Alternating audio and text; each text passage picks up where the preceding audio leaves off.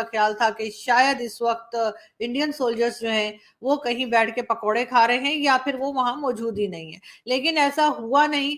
और बहुत जबरदस्त तरीके से इंडियन फोर्सेस ने ना सिर्फ ये कि चाइनीज फोर्सेस को रोका, बल्कि जो पत्थरबाजी वगैरह हुई उसमें कई लोग जख्मी भी हुए। सोशल मीडिया प्लेटफॉर्म है वेबो, जिसके अंदर ये चीज निकल के आई है कि 2 चीनी सैनिकों ने अपनी जान दे दी है इस तवांग की पत्थरबाजी में, जिसमें चाइनीज जो है उनका तो खैर नुकसान हुआ ही है, 50 जो है वो जख्मी हो गए हैं। सवाल ये भी पूछा जा रहा है कि चाइना इतना बौखलाया क्यों है। तो जनरल साहब ने जिक्र किया, अगर फौज की ये हालत हो गई है कि फौज के जो पुर्जे हैं, जो हमारे जंगी साजो सामान है, उसके पुर्जे भी हम इंपोर्ट नहीं कर सक रहे। लेकिन जब ये रोड बन जाएगी तो हम चाइना की मुश्किल बढ़ा देंगे। जो एडवांटेज चाइना का था वो चाइना का एडवांटेज नलीफाई हो जाएगा और इंडिया का एडवांटेज बढ़ जाएगा। तो ये एक बहुत इंपॉर्टेंट रोड इंडिया बनाने जा रहा है, तो इससे चीन परेशान है। और फिर चाइना को भगा दिया। चाइना के जो लोग थे, जो सोल्जर्स थे, उनको बहरहाल एक तरह से टफ टाइम दिया इंडियन फोर्सेस ने। तो इंडिया एक रीजनल पावर है, ये चीज भी उनको पसंद नहीं आ रही है और चीन परेशान हो गया कि चाइना इतना बौखलाया क्यों है। गलवान के बाद तवांग क्यों?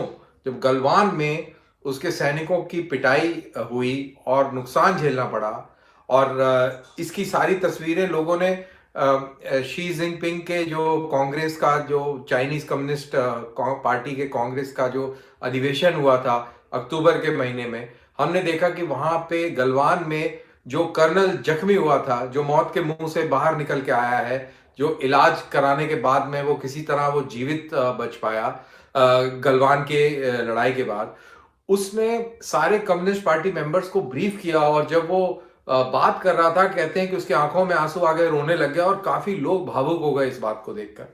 तो जब ऐसा तजुर्बा चीन के पास है, तो चीन ने तवांग में ये दोबारा रिपीट करने का प्रयास क्यों किया? और इसमें भी खबर ये आ रही है, जैसे हमारे यहाँ पर व्हाट्सएप है या ट्विटर है और जो सोशल मीडिया है, ऐसे ही चाइना का ट्विटर है वेबो, सोशल मीडिया प्लेटफॉर्म है वेबो, जिसके अंदर ये चीज निकल के आई है कि 2 चीनी सैनिकों ने अपनी जान दे दी है इस तवांग की पत्थरबाजी में।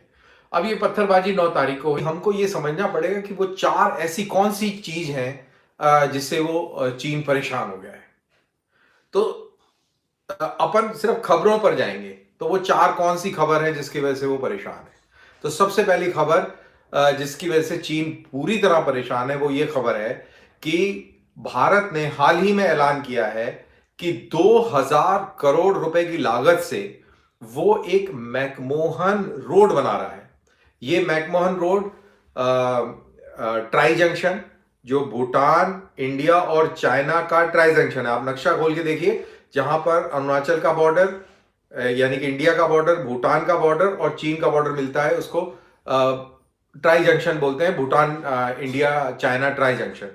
यहां से ये रोड शुरू होगा और लाइन ऑफ एक्चुअल कंट्रोल से चलता हुआ और ये पूरी तरह ईस्ट में जाएगा। ईस्ट में कहां पहुंचेगा?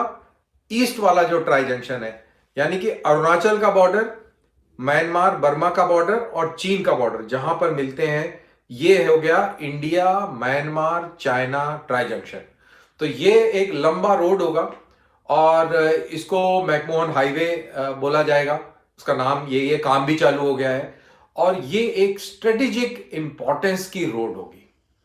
स्ट्रेटेजिक इंपॉर्टेंस किस लिए होगी कि अभी फर्ज करो आपको तवांग से और ईटानगर जाना है, तो इसके लिए पहले आपको तवांग से तेजपुर आना पड़ेगा, तेजपुर से फिर तेजपुर यानी कि असम, और उसके बाद तेजपुर से आप ईटानगर जाएंगे।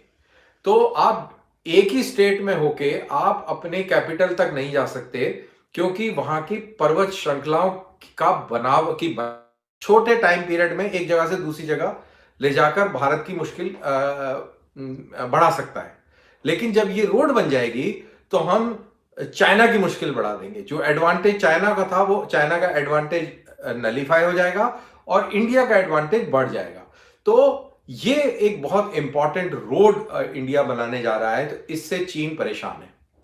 अब दूसरी चीज, इंडिया अमेरिका के नजदीक आते चले जा रहा है, क्वाड वाला सीन चल रहा है, इंडो पैसिफिक रीजन के अंदर भारत का वर्चस्व बढ़ता जा रहा है, इंपॉर्टेंस बढ़ती जा रही है। और अमेरिका ने अभी 1-2 दिन पहले ही वहां पे किसी खास व्यक्ति ने ये कहा है कि इंडिया एक रीजनल पावर है। तो इंडिया एक रीजनल पावर है, ये चीज भी उनको पसंद नहीं आ रही। सबसे पहली न्यूज जी हम आपको देंगे भारत से, यानी कि भारत से, लेकिन उसके साथ साथ भारत के साथ साथ चाइना से भी।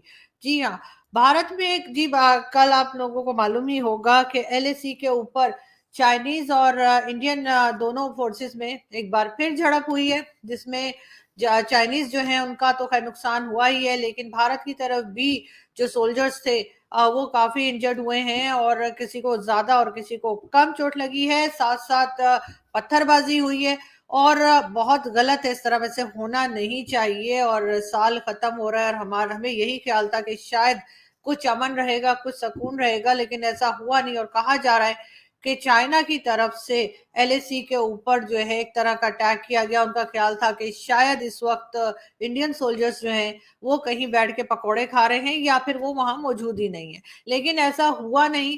और बहुत जबरदस्त तरीके से इंडियन फोर्सेस ने ना सिर्फ ये कि चाइनीज फोर्सेस को रोका, बल्कि जो पत्थरबाजी वगैरह हुई उसमें कई लोग जख्मी भी हुए, जिनमें इंडियंस भी शामिल हैं और चाइनीज भी।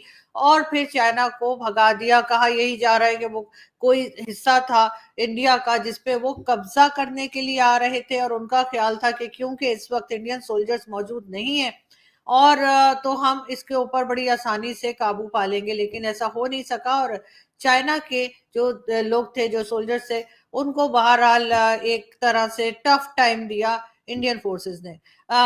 हमें खैर दोनों से ही हमदर्दी है, और मैं यही कहूंगी कि इस किस्म की हरकतें नहीं होनी चाहिए, क्योंकि ये चीजें हम पहले ही भुगत रहे हैं। अफगानिस्तान साइड पे पाकिस्तान और अफगानिस्तान के दरमियान जो कुछ